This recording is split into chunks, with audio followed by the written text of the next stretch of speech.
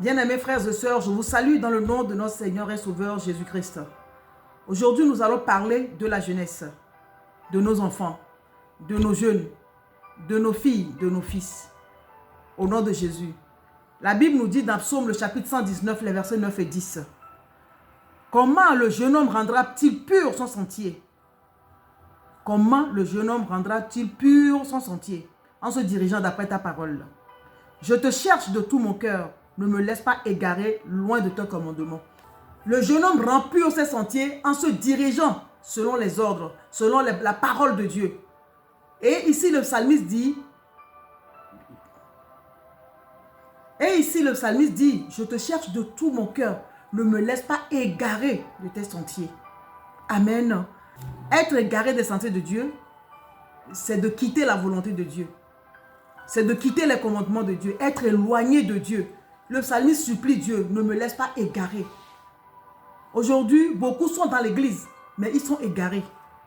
Beaucoup de nos jeunes sont dans nos églises, mais ils sont égarés. Ils sont égarés parce que nous, qui sommes les dévanciers, nous ne les avons pas tirés avec nous pendant que nous allons. On les a laissés derrière parce qu'on les a infantilisés. Toujours on disait c'est des enfants. C'est des enfants, ils ne peuvent rien faire. Laissons-les, nous on va prier pour eux. On va prier à leur place. On va faire le boulot à leur place. Du coup, on les a laissés derrière. Ils sont loin derrière nous. Et aujourd'hui, on s'aperçoit que la distance qui nous sépare d'avec ces jeunes, elle est très grande. Le vide est très grand. Qu'est-ce qu'il faut faire? Parce que ces jeunes, et la plupart du temps, c'est des diplômés. Ils ont de grands diplômes. Ils ont fait l'école, d'autres des universités. J'en connais même qui sont professeurs dans les églises, mais qui ne foutent rien. C'est-à-dire qui ne foutent rien. Alors que dans une église, il y a beaucoup de départements. Il y a beaucoup de choses à faire pour le Seigneur. Tout le monde doit aller et prêcher l'évangile. Mais voilà qu'ils sont mis de côté. Ils sont mis de côté et c'est pour de petites choses qu'on peut les appeler. Est-ce que tu peux faire ci? Est-ce que tu peux faire ça? Alors que ce sont des géants. Ce sont des géants. Et à un moment donné, quand tu es appelé, on nourrit beaucoup de choses, beaucoup d'espoir. On se dit, je ferai ceci, je ferai cela. Toi et moi, nous savons, le jour où on a confessé Jésus, ah oui, Jésus, à partir d'aujourd'hui, je ferai ci, je ferai ça. Mais à un moment donné, quand ce feu n'est pas entretenu, il meurt. C'est ce qui s'est passé dans la vie de nos jeunes. Parce que quand ils sont venus à l'église, ils se sont dit, voilà, je vais servir à ce poste. Si c'est possible, je vais faire ceci. Si c'est possible, je vais faire cela. Je vais sortir, aller prêcher l'évangile dehors. Je vais sortir, même prêcher l'évangile sur le campus. Mais ils ont été muselés. On ne leur a pas laissé le choix. À chaque fois, on leur disait, ah, ne le faites pas. Parce que si vous le faites, vous pouvez être attaqué par les démons. Vous pouvez être attaqué par les mauvais esprits. Du coup, on a mis la peur en eux. Ils n'ont pas pu le faire. Ils n'ont pas grandi avec ça. Ils sont venus avec un feu en eux et de jour en jour, d'année en année, ce feu s'est éteint. Ils se sont égarés. Ils se sont égarés de la volonté de Dieu. Alors que ces talents, Dieu les a mis en eux pour son œuvre. Tout ce que le Seigneur nous a donné, tout ce que le Seigneur a mis en l'être humain, c'est pour l'honorer, c'est pour servir les desseins de Dieu. Et voilà que ces jeunes, ils sont venus, ils étaient enfants. Et toujours, même jusqu'à 25 ans, on voit toujours ces enfants en eux.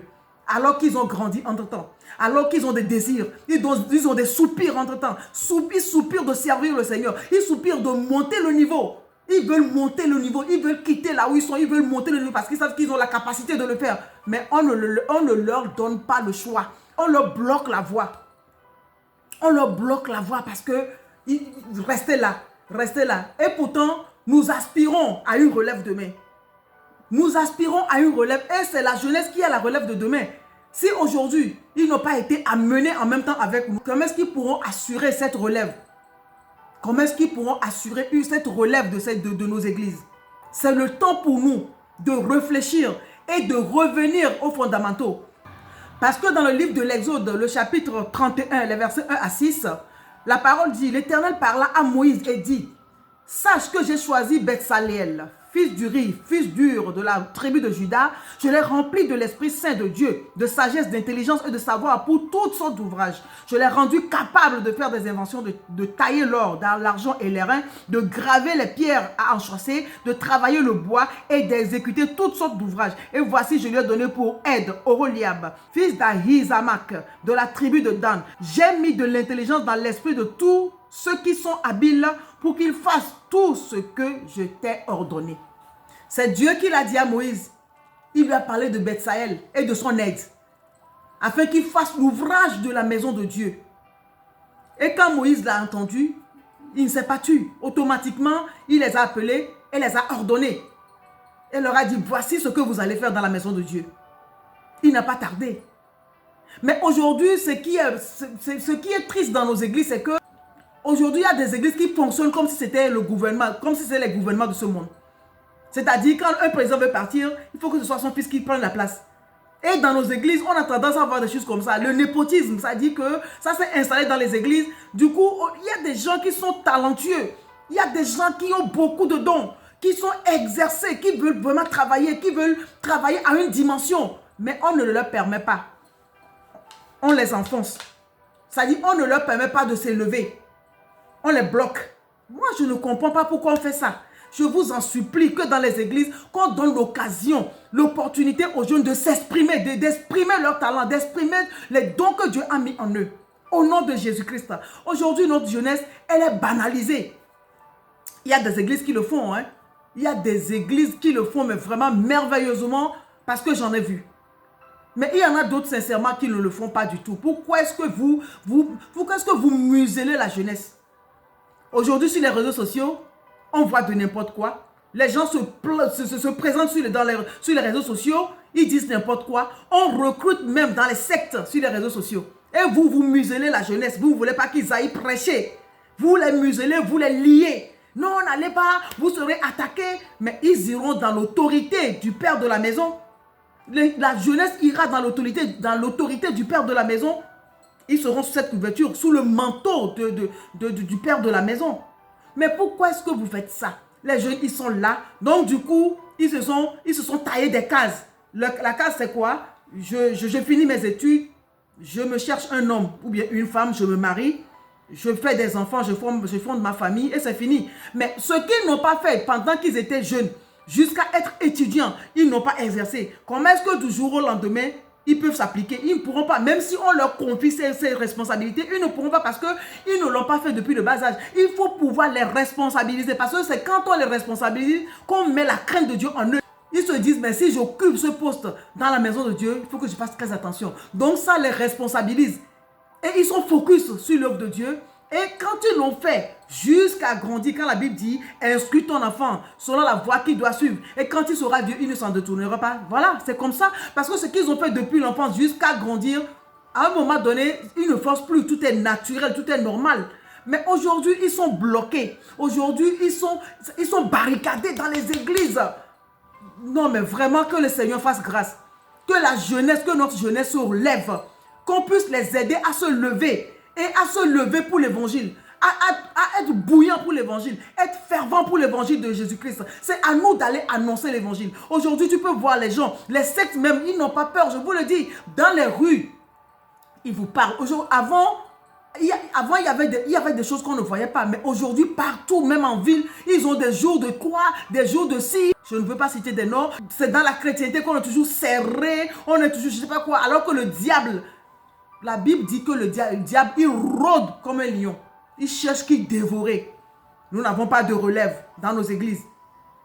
Et les églises se meurent. Alors que normalement, quand les jeunes sont déployés, l'église pousse des tentacules de gauche à droite. Et l'église s'agrandit. Et on gagne le monde entier pour le Seigneur. C'est le temps d'aller dépeupler le royaume des ténèbres et de remplir le royaume de Dieu.